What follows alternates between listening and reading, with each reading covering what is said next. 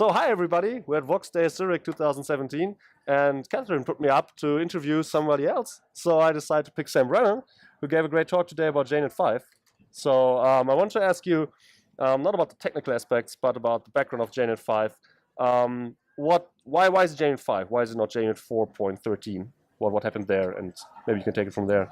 Sure. So JUnit 4 has been around for a long time, right? Always been based on Java 5.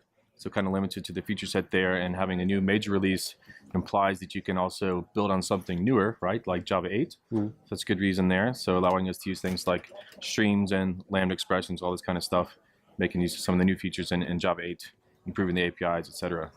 So you're using it internally, and you're also writing features with streams and lambdas in mind, right? Right. So internally in the implementation, we use streams, we use optional, functional programming, method references, all this kind of stuff. Makes our jobs easier as developers for the framework itself, but also for the end users. You can also use Lambda expressions and method references for things like assertions, for assert throws or assert timeout, this kind of stuff. Also for the grouped assertions. I think you've seen that with assert all. So, and more importantly, things like dynamic tests. So on the fly, you can generate like a stream or a collection of dynamic tests based on Lambda expressions. So yeah.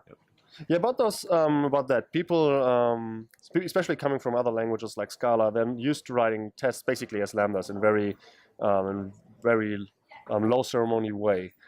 So with dynamic tests, you can kind of emulate that, but of course, because of limitations of the Java language, you can't quite get there. Right. Do you think like dynamic tests are they targeted towards creating tests with lambdas? Like, could you get there even more? Would there be a way maybe to make this even more lambda-esque, or? Well, yeah, I think you actually know the answer to that yourself. I've seen some examples you've had online. So using like the double bracket initializer, right, with subclassing, dynamic subclassing on the fly, you can even get more focused on Lambda expressions instead of writing the actual test methods annotated with that test. But yeah, you're right. So Java doesn't really allow you to have like a DSL like you can do with Groovy, you do like Spock, but you can definitely do more with Lambda expressions. And maybe we find someone out there willing to write test engines, right, to do stuff like that, or maybe some additional support in JUnit Jupyter itself. So JUnit Jupyter is the programming model for JUnit 5. Yeah, talk about test engines and about it would be interesting, I think, the goal of the platform and how test engines work with that. Right. So JUnit 4, as you probably know, one big jar, right? So it was all combined together. So the test discovery and execution kind of in this runner API.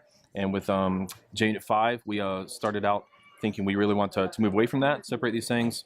So we came up with a new idea. We have the platform that anyone can build on, and we have a test engine API. It's kind of like the runner from JUnit 4, but we have that so different people can implement that for different languages even on the JVM, so not just limited to Java. There's some implementations already out there. There's one for Kotlin. Spec, there's another guy who's written a framework called Spexy, and he supports Scala, Groovy, and Java. And of course, we have Java-based support for the JUnit 5 program model and JUnit 4. Yeah, sure. So was it, in the beginning, did you set out to create a universal platform? Or was it more like, okay, we're trying to separate these concerns, and then you realized on the way, like, wow, this is actually something that other people can use too? It's actually the latter. So when we started out, we had the idea of what would be the best way to do it architecturally. And we started off calling everything JUnit Lambda that was all in the same base package. And then after a few months, we started looking at it and realized, wait, I think we're onto something here. This is actually a platform we're building. So we realized the core part wasn't in any way related to the new programming model. And we realized we could completely separate that. And so we did. And we ended up taking those modules and renaming them to JUnit Platform.